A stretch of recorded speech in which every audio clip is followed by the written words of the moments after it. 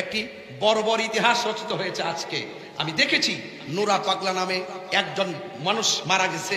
যদি তার জীবনে অন্যায় করে থাকে, তার জীবনে যদি শিরিক করে থাকে, তার জীবনে যদি ভণ্ডামি করে থাকে, তার জীবনে যদি কোনো ধরনের কুফরি করে থাকে, সরাসরি বহির্ভূত করে থাকে, সে যদি একদিন করে থাকে, এক মাস করে থাকে, আপনি মুসলমান হিসেবে দরকার ছিল বাংলাদেশের প্রচলিত আইনে তার বিরুদ্ধে ধর্ম অবমাননার মামলা করে তাকে গ্রেফতার করানোর কথা বলেন, ঠিক কিনা?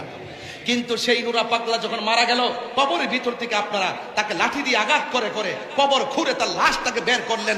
বের করার পরে তার লাশকে নিয়ে উল্লাস করেন, আল্লাহু আকবার, নারায়ে তাকবীর, আল্লাহু আকবার স্লোগান দিয়ে দিয়ে আপনারা সেই লাশটার মধ্যে আগুন ধরিয়ে পাচ্ছেন। 60 বছরের মানুষ আছে, 70 বছরের মানুষ আছে, স্বাধীনতার আগে পরের মানুষ আছে। আপনাদের জীবনে কোনোদিন দেখেছেন কোন কবর থেকে লাশ তুললা, মুসলমানের লাশ তুললা আগুন দা পুরাইছে? এমন ইতিহাস কি বাংলাদেশে হয়েছে? আমরা কি বাংলাদেশ দেখছি? আমরা কি দেখছি? এই জন্যই বলে যে ইসলাম ছিল শান্তির ধর্ম, আজকে ইসলাম ধর্মটারে উগ্রতার দিকে নিয়ে যাচ্ছেন। ইসলাম একটি শান্তির ধর্ম, মানবতার ধর্ম। এই জন্য আমি বলবো, প্রশাসনকে বলবো, এই ঘটনার সাথে যারা জড়িত তাদেরকে অনতি বিলম্বে আইনের আওতায় আনার জন্য কথা বলেন, ঠিক না বেঠিক? আজকে আপনি কোন ব্যক্তি ভণ্ড, কে ভালো মন্দ যখন মারা যায় তখন সেটা আল্লাহর হাতে ছেড়ে দিতে হয়, কথা বলেন, ঠিক না বেঠিক? আপনি বলুন তো, একটা মানুষ মারা যাওয়ার পরে কবর থেকে উঠায় আগুন ধরানো কি ইসলাম অ্যালাউ করে? কথা বলে অ্যালাউ করে? সে মারা গেছে, সে যদি বন্ড হয়, সে যদি প্রতারক হয়, সে যদি জাহান্নামী হয়, জান্নাতি হোক বা জাহান্নামী হোক, এটার ফায়সালা আল্লাহ করবেন। তুমি কবর থেকে উঠাইয়া যে তার গায়ে আগুন ধরাইছো, তুমি কয় নম্বর তুমি জানো নি? এই জন্যই আপনাদেরকে অনেক সময় ধর্ম ব্যবসায়ী বলে, এই জন্য আপনাদেরকে উগ্রবাদী বলে, এই জন্য আপনাদেরকে জঙ্গিবাদী বলে, এই জন্য আপনাদের প্রতি মানুষের আস্থা বিশ্বাস দিনে দিনে উঠে যাচ্ছে। সত্যিকার ইসলামটা কলঙ্কিত হচ্ছে, কথা বলেন, ঠিক না বেঠিক? যারা এই ঘটনার সাথে জড়িত অনতি বিলম্বে তাদেরকে আইনের আওতায় আনতে হবে, কথা বলেন, ঠিক না বেঠিক?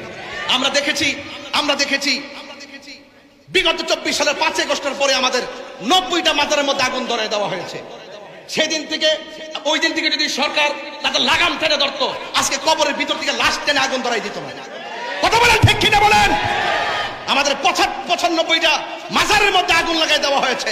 এই দেশে ইসলাম এনেছেন আল্লাহর ওলিগণ, এই দেশে শান্তির বার্তা ঘরে ঘরে পৌঁছে দিয়েছেন আল্লাহর ওলিগণ। সেই আল্লাহর ওলির মাজার যখন আগুন লাগাই দিয়েছেন, বুঝতে হবে আপনারা ইবনু আব্দুল ওয়াহাব নজদীর এজেন্ডা এই দেশে বাস্তবায়ন করতে চান, কথা বলেন, ঠিক কিনা?